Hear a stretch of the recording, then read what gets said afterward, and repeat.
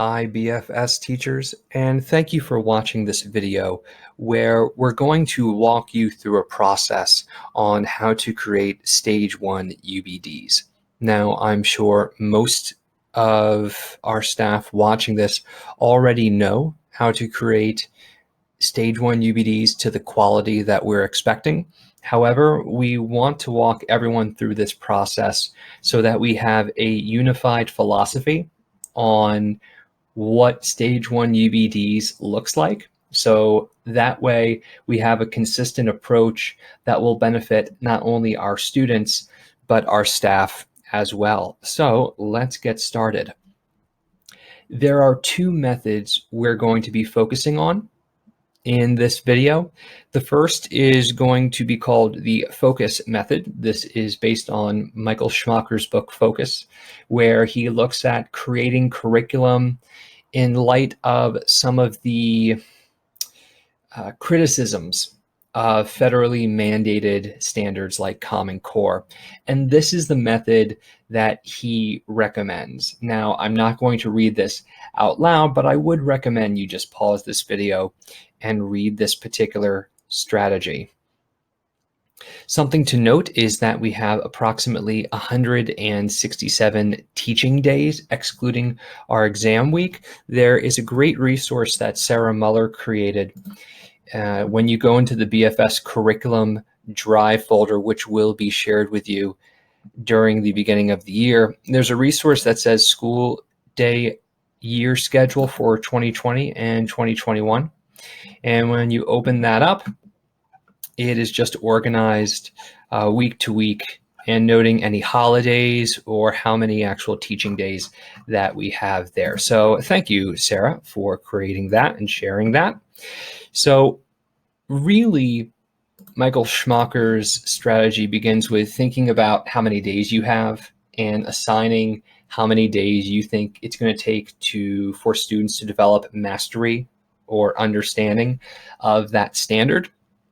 Then you can pair them into units, assign text, content, or resources, and then you build out the essential questions and enduring understandings for there. So I'm going to walk you through how to use this particular method with a 10th grade US history unit. So I'm going to go to Atlas Rubicon, and I'm going to I created this little test unit here. If you notice, Stage 1, we have established goals, school-wide learner outcomes, WIDA, understandings, essential questions, content. This is going to be our knowledge that we're looking for, and then our skills.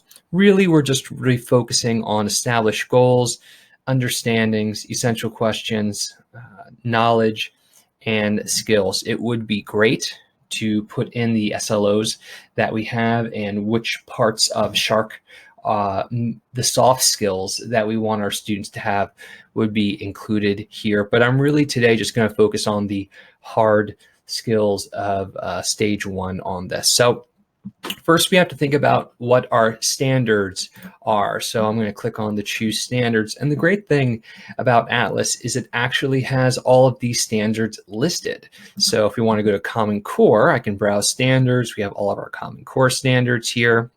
We also have our theater arts standards. We have our NGSS standards here as well. The only thing that Atlas does not have listed on here is the Aero Social Studies standards. You can look those up by just going to Aero Social Studies standards. There's a PDF that Aero has put out that has everything organized.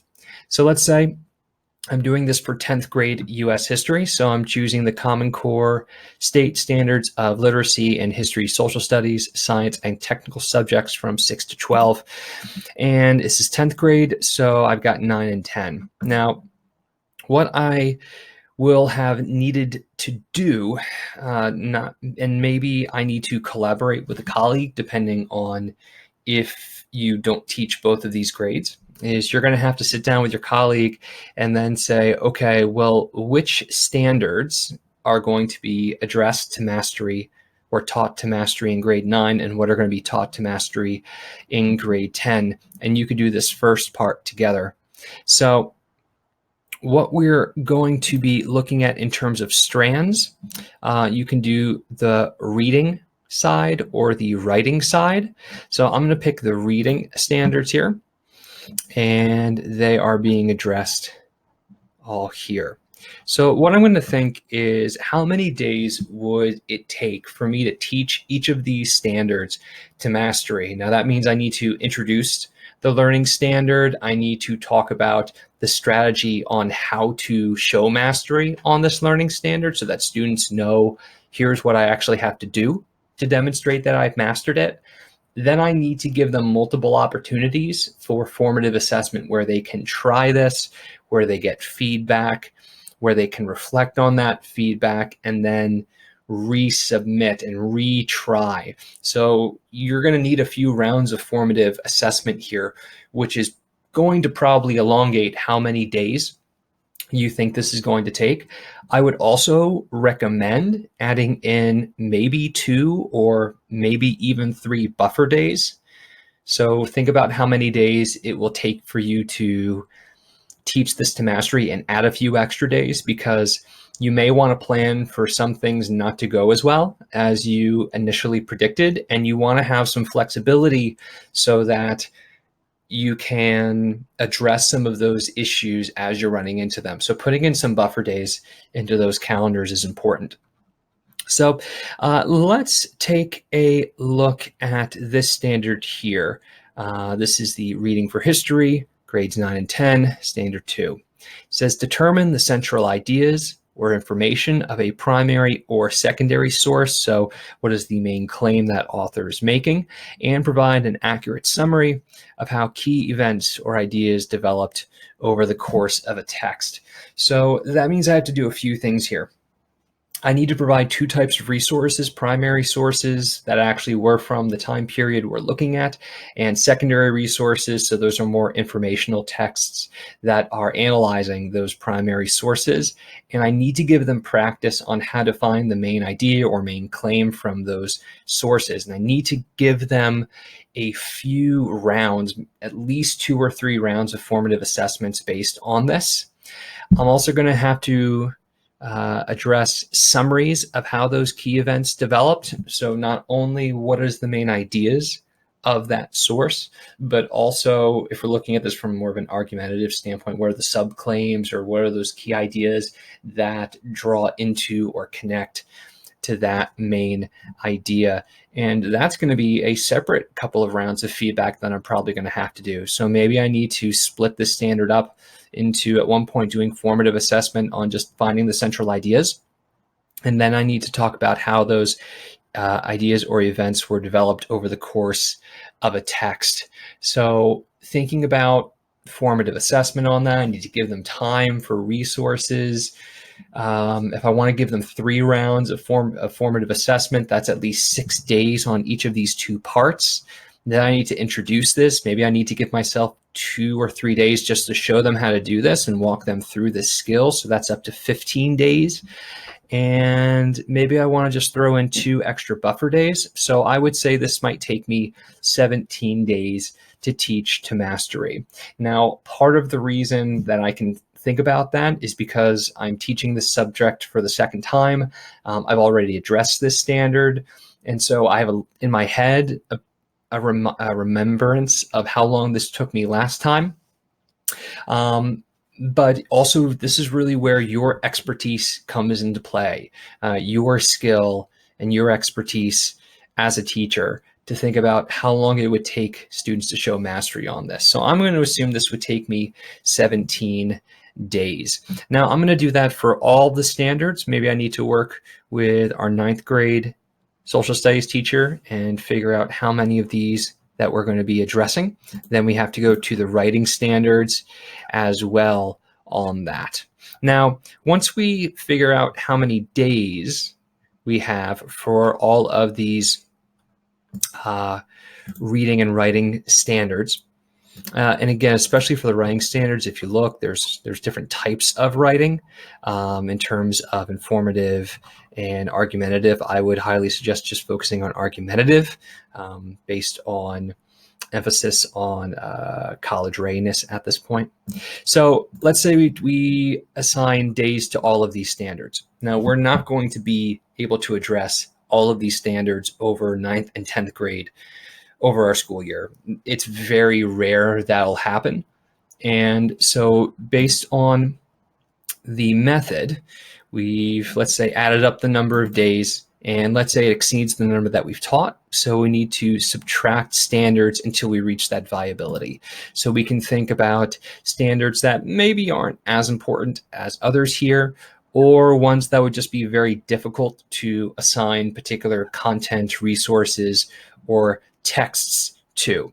So really, for me, I would probably throw this one out first, just because all these other standards, if they're taught to mastery, they're going to already show mastery on this. So this standard down here would not be very effective. So let's say I've done all of that, and I want to take the standards and turn them into units. So I want to take 2, maybe 3 standards per unit and put them together. So I'm going to take the central ideas or information of a primary and secondary source. And I also want to take, let's say, another standard that works well with that would be compare the point of view of 2 or more authors for how they treat the same or similar topics, including which details they include and emphasize in their respective accounts. So that way, not only can I get them to understand the main idea and the key events in a text, but also comparing different authors' views of that same event using similar primary and secondary resources. And let's say that, thinking about formative assessment, I'm going to say this is going to take me probably maybe 14 class days. So I got 14 class days for standard 6, and then I've got 17 class days for standard 2. So I'm going to just choose those 2 and then hit save. And if you notice, those 2 come right up here, so I don't have to write those down. I can just select them. So this is going to take me roughly 6 weeks of class, 31 class days, so about 6 calendar weeks to demonstrate mastery over this. So I've got my standards down here. Now, the next thing I need to do is work on our essential questions and enduring understandings. Now, typically, you want to have an essential question and enduring understanding for each standard. I would not recommend doing multiples. Maybe sometimes you can get 2 essential questions or 2 enduring understandings out of a standard, but we don't really want to split that up too much more broadly, because that may dilute the quality of the essential questions and enduring understandings that we're using here. Now, I'm going to use this particular method to tackle this by doing essential questions first, and then showing you how essential questions can be connected to those enduring understandings, which personally I do more often than the other way around. Now, if you're looking for a good resource on how to create essential questions based on these, in our BFS curriculum folder, there is a teacher resource called Understanding by Design Resources and Implementation Strategies. So it looks like this. It's a fairly long document, and not everything in here is needed at this point, but I want to highlight 2 really valuable resources you can look at. The first is this one that says Department Workshop on Identifying Essential Questions and Understandings. And the second one is Stage 1 Design Checklist. Now, these are already bookmarked, so if you click on that and hit the bookmark, it's just going to take you right there, so that way you don't have to scroll. And this is a really great resource because these are particular questions that can inspire or help you determine essential questions and enduring understandings. So thinking about the 2 standards that I'm working on here, again, determining the central idea or information of a primary or secondary source and an accurate summary of how those key events unfolded, as well as comparing the point or view of 2 or more authors and how they treat the same or similar topics. So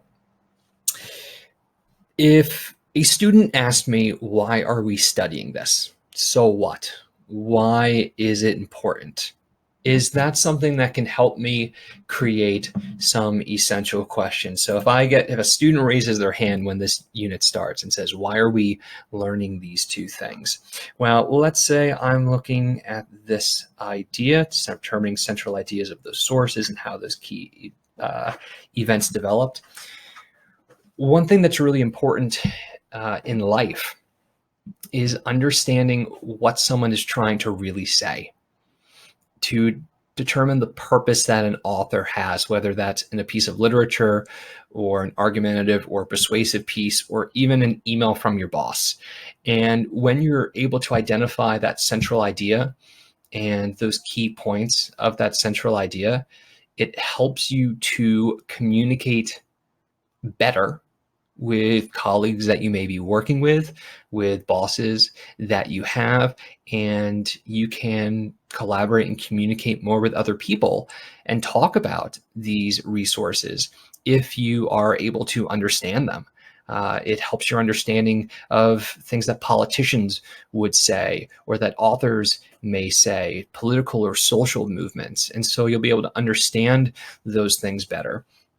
So I would say for essential question, I'm going to click on that, and I'm just going to use my little bullet point list. We're just going to hit an ordered list, and I'm just going to connect this to this first standard. So I'm going to say, and I have to put this in a question form.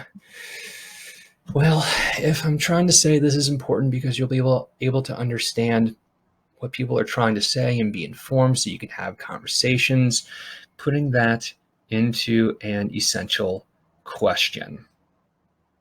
So an essential question that I can use for this is, what is the author trying to tell me? This is a question that can be debated. This is a question that is continually going to be asked over that student's life as they continue to read things for the rest of their life. And it's a question that can hook them and make them more interested in the topic. All right, what is this person actually trying to say? Not just summarize it, but no, this person's trying to convince me of something. What is that? Now, what I need to do is I can say, all right, if a student says, why are we learning this? And the question is, what is this author trying to tell me? Well, why is it important that I answer that? Why is it important that I look at that question or consider that question throughout my life? So I'm going to go back here and do my ordered list. Also notice they're both number one, so that'll connect to the first standard. So what I'm going to say is the student will understand that, and I can put a couple of dots here, that by identifying the main claim of an author, a person can engage with and discuss political, social, let's say political and social ideas in their life. So let me just check that. The student will understand that by identifying the main claim of an author, a person can engage with, I'm going to say, discuss and debate political and social ideas in their life. Now, notice I can do this, also create these and really reverse engineer that. If a student asks me why we're learning the skill, and I say that by identifying the main claim of an author, a person can engage with, discuss, and debate political and social ideas in their life. If that's what I'm trying to understand, then the question I'm always going to be answering when I engage with these sources is, what is the author trying to tell me? Now, if we are back on our Understanding by Design Resources and Implementation Strategies document, there's another resource that's going to be really valuable for you called the Stage 1 Design Checklist. So I'm just going to hit that bookmark. Don't worry about this established goals yet because we're not working on Stage 2 in the 2020-2021 school year. But let's use our Understanding and Essential Questions checklist for this. So again, the understanding is the student will understand that by identifying the main claim of an author or person can engage with, discuss, and debate political and social ideas in their life. Is this aligned with the standard? Yes. Is it either overarching or topical, so specific enough to focus teaching, learning, and assessment? So I can say that this is specific enough to focus on teaching, learning, and assessment because this is looking at political and social ideas. It can definitely be assessed with that understanding. I can tell if a student can engage with, discuss, and debate these ideas by identifying the main claim of an author through formative and summative assessment. The understandings are framed as full sense generalizations in response to the STEM. The students will understand that. So I am starting off my enduring understanding with that statement. And the understandings are not obvious or true by definition. So there's not you can't Google the answer, and they need to be uncovered for students to really understand them. So by going through this unit, this is what they're going to be able to understand throughout the unit. And again, you have to experience this to really uncover this and understand this. So this would be an acceptable enduring understanding. In terms of essential questions, does this frame and guide inquiry into the topic? If I give students a primary or secondary source and I say, all right, what do you think the author is trying to tell me? Without really giving them any instruction at first, that's going to make them curious. Okay, well, what is this person saying? What are they trying to convince me of? Instead of just a couple of basic recall questions, opening that up to them and really letting them hear the voice of the author in a piece. Are these thought-provoking and arguable rather than leading questions that point to facts? This is not a fact. This is a question students are going to ask for their entire lives, and this can be argued. I mean, the entire discipline of literature research is debating the meaning of a text or author. Historians constantly debate what is this primary source actually trying to say. And last, the essential questions are framed in appropriate kid language to make them accessible to students. So in this case, these are 10th grade US history students. This is absolutely something that they can understand. So this would be acceptable. Now, maybe I want to make a second understanding or essential question based on the summary of ideas, but I don't necessarily think I need to. So then what I would need to do is create an enduring understanding, an essential question based on this compare the point of view or two or more authors. And so I'm just going to move the video forward and just show you the essential question and enduring understanding from this. Okay, so what I have for this next standard, compare the point of view or two or more authors for how they treat the same or similar topics, including which details they include and emphasize in their respective accounts. I've got the enduring understanding based on the evidence that people use. Perspectives on historical events can be different. So if a student asks me, why are we learning how to do this? It's because that how we interpret historical events are all based upon the evidence and perspective of the author. Now, if that's the enduring understanding that they're going to uncover throughout the unit, then the essential question that they're constantly going to be thinking about as they go through these resources is, why do people pick and choose certain data to support that perspective? Now let's reverse engineer it. If a student asks me why it is worth learning this, I would say, well, it's important to always question, why are authors using certain evidence to get by a certain perspective? Because authors can look at an event very differently based on the evidence that they highlight. And if you can tackle trying to answer that question, then you will understand that based on the evidence that people use, those perspectives can be very different. Now, again, if I go down to the checklist, I'm not going to go through each one again, but if you want to pause and relook at that, you can see that, yes, the essential questions and understandings would be acceptable based on these two checklists.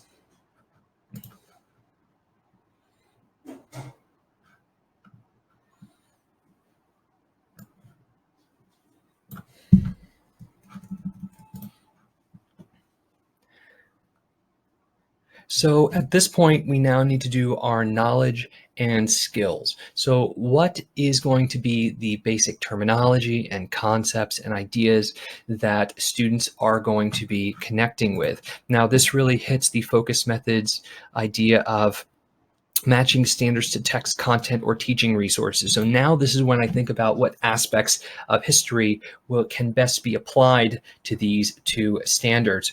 Now, I have to pick something that authors in primary or secondary sources would have different opinions on, and I need to have a lot of different resources as well. So I don't want to pick something really old because I may not have the wealth of primary and secondary resources to do this with.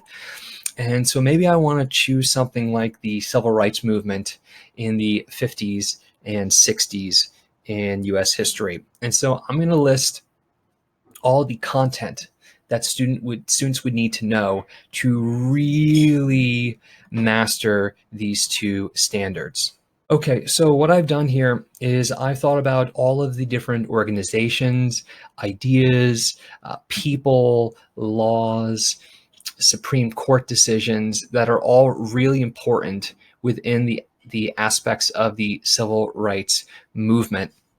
And so for students to really master these standards based on the content of the civil rights movement, these are all things that they're going to need to know and internalize. So now the last thing I need to do is hit skills. So these are the things that students will be able to do. Okay, so here are some of the skills that I've listed that students are actually going to have to practice with this content in order to accomplish or master these standards. So they have to look at maybe quantitative and qualitative data, not just historical narratives, but numbers and data. They're going to have to use Google Drive for a lot, so they're going to have to know how to organize all of that. They're going to have to know how to annotate text to find those main ideas, to understand those different perspectives. They're going to have to do collaboration when we work together in small groups. They're going to have to do critical thinking to really accomplish, especially the idea of comparing those point of views. I want them to build metacognition, especially through that formative assessment that we're doing. I want them to try and predict how they're going to do and think about how they can get better. We're doing primary and secondary source analysis, and we can do some Socratic seminars of some real world connections to get them to uncover these enduring understandings and essential questions. And so this would be stage one for this unit based on using the Schmacher method. So after I've figured out the content, I've created the essential questions here. And then what I would do is just, again, make those UBDs. And maybe I want to check for vertical alignment. So after I make all of them, and this is what we're doing in quarter four, meeting with my department and thinking, are we properly scaffolding all of these standards in terms of rigor? So a second method that you can use to create your stage one UBDs is this particular method, and this is the method that I use. Now you'll notice the difference between the focus method and this method is you're not starting off thinking about how many days it will take you to teach each standard to mastery. The separation process is a little bit different. So really you're trying to separate them from the easiest to the hardest standards, looking at the action verbs. So for instance, I'm going to be doing this next sample unit with sixth graders. And I'm going to try and pick some standards if I'm doing maybe the first unit of the year that have simpler action verbs. I probably want to stay away from those standards that say analyze or apply until maybe a few units into the year, because I don't know if they can be trained in that higher level of thinking just yet. So maybe I want to spend a few units doing some less rigorous standards before I can work my way up to those more difficult ones that require deep understanding toward later in the year. You can also separate them out based on the importance of discipline. If, as professionals, sometimes we read standards and we can say that standard either doesn't make sense to this discipline or it's so minor in terms of the importance of the discipline that I won't really hit that unless I time allows. Now, after that, everything runs fairly similarly to method one. You're going to combine some of these standards into units that will make sense. It's recommended, again, you usually don't want to combine them into any more than 2 or 3 standards per unit. Then again, you can attach the context or text or teaching resources to each, and then you can create your essential questions and the enduring understanding, knowledge, and skills. So let's take a look at Arrow standards. I've already talked a little bit about Common Core standards. So let's do a middle school UBD, and let's do it based on Arrow standards. Now, all I did was go into Google and type in Arrow Social Studies, and this big PDF comes up, and it starts over here. Now notice, and Arrow does a good job, they've actually put in enduring understandings and some sample essential questions for these standards to begin with, which is really nice. But you'll notice that some of these standards use words like apply, explain, that's a bit of a simpler one, describe, analyze starts popping up, so that might be something that I may want to do a little bit later in the year. And so I'm trying to take a look at these and say, okay, which ones are the easiest in terms of the action verbs, which ones are more difficult, just to order how I may want to scaffold the units up throughout the course of the year. Like recognize, that's pretty easy. Explain, that's fairly easy on the action verbs. Describe, fairly easy. Know, fairly easy. And then I can separate those out into ones that I may want to do at the beginning of the year, then toward the end of the year, and then I can combine them into groups that will fit will fit my unit and context well. So I've got another sample UBD from Atlas Rubicon. Now, again, as I said, Arrow standards aren't going to be in what Atlas has, so I need to actually add an attachment. There is going to be a blank UBD in our resources folder. It's going to look just like this. So what I'm going to do is I'm going to put the Arrow standards in here. So these are the 2 Arrow standards that I'm going to be using in this unit. This unit is going to fit really well into ancient Mesopotamia, and this is going to be an early unit that I'm going to do for 6th grade. Now, the reason why this fits so well is because look at the action verbs: describe and examine. Not so much analyze, not necessarily apply or compare and contrast quite yet. So these action verbs will be fairly appropriate earlier on in the year. Now, I chose ancient Mesopotamia because let's take a look at these standards. Describe ways that human events have been influenced by physical and human geographic conditions in local, regional, national, and global settings. One important thing about looking at the history of ancient Mesopotamia is the reason why that was really the first recorded civilization we know in history is because of the advantageous geography of that region. So that's going to be a really good standard for ancient Mesopotamia. The second standard we're going to look at says examine the interaction between people and the environment and understand how both people shape and are shaped by the environment that they live in. So I'm really going to be focusing a lot on not only physical geography, but also some human geography when we look at ancient Mesopotamia. So I'm not going to fill the rest of this in because we're going to try and use Atlas. But what I am going to do is I'm going to hit share, and I'm going to copy that link. And then I'm just going to add the attachment on here. Now, I can actually go into my Google Drive and select it, but just for ease's sake, I'm just going to put the URL in here, and then I can click on that, and let's just double check. Click on that, and it pops up. Perfect. Okay, so what I've done is I've added enduring understandings and essential questions for these 2 Arrow standards up here. Now, if I actually go into the Arrow standards, there are enduring understandings and essential questions listed that could be applied to the 2 standards that we looked at. However, I would highly encourage you not to rely on the enduring understandings or essential questions that are put in here. Again, I'd really encourage you to just take ownership over this yourself. I'm sure that knowing your class environment and your passion, that it would probably be better suited for you to make these on your own, unless the enduring understanding or essential question would exactly meet what you would write yourself. So we've got 3 enduring understandings here, and these first 2 are going to be attached to our first standard here. Describe the way that human events have influenced and been influenced by human and geographic conditions in local, regional, national, and global settings. So students will uncover, as civilizations developed, they needed to overcome their physical challenges of their environment, and civilizations needed social hierarchies to develop and thrive. So this hits human geography, and this hits physical geography. Now, again, I need to have an essential question that connects to that.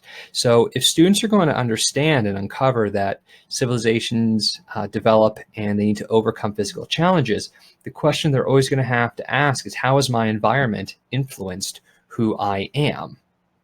And so as students go throughout their life, this is something they're always going to have to reflect on. And this is a really good hook into the class itself, to think about how students today are influenced by their physical geography as well as their human geography. Now, in terms of the enduring understanding, civilizations needed social hierarchies to develop and thrive. One important question to ask is, how important am I? The idea of a social hierarchy. Today, we think of it in terms of rich or poor, socioeconomic status, but back then it would have been classes. But this is something that students constantly think about, and it's an issue that the world is really examining today. In terms of the last standard, examine the interaction between people and the environment and understand how both people shape and are shaped by the environment they live in. The enduring understanding we have here is that in order for civilizations to thrive, cultures needed to modify and or adapt to the environments they were living in. And if they're going to ask an essential question on that, how can I change where I am to suit my needs? That's a question students are constantly going to ask throughout their life. And notice again that each of these understandings, and I'm actually just going to change this to be numbered, connect to each other. Now, again, let's go back to our resource and our checklist, and let's just see if each of these fits the goals. So I'm actually not going to go through each of these. Take a second and pause the video and go through each of these checklists. And then let's see if each of these enduring understandings and essential questions meet the requirements that we're looking for. So if we're looking at these enduring understandings and essential questions, based on the checklist that we have, I believe these enduring understandings and essential questions would meet the requirements that we're looking for. And so this is a little bit different in this particular unit. Again, we're looking at content standards instead of skill standards, and we've had one standard that actually can be broken up into 2 enduring understandings and essential questions. So what we also have here are the knowledge we want our students to know, and you can see these are all terms, ideas, and concepts that are important to ancient Mesopotamia in order for students to uncover those enduring understandings and ask these essential questions. They need to understand this content. Then in terms of skills, we're going to be having some map examination in order to really uncover the geography of ancient Mesopotamia. We're going to look at a lot of artifacts to help us understand more about social hierarchies. Again, we're doing some more cloud-based digital file organization, going through Google Drive. They're annotating text. They are still collaborating, and we're starting to try and build some more critical thinking, and because one of our standards is examining. So this is a sample Stage 1 UBD for middle school using content standards, and that's really going to end our look at these 2 methods. Now, if you're having any trouble using these methods, or if you have any questions, please feel free to reach out to me through email. I'm happy to talk to you and try to clarify those. Thanks for watching.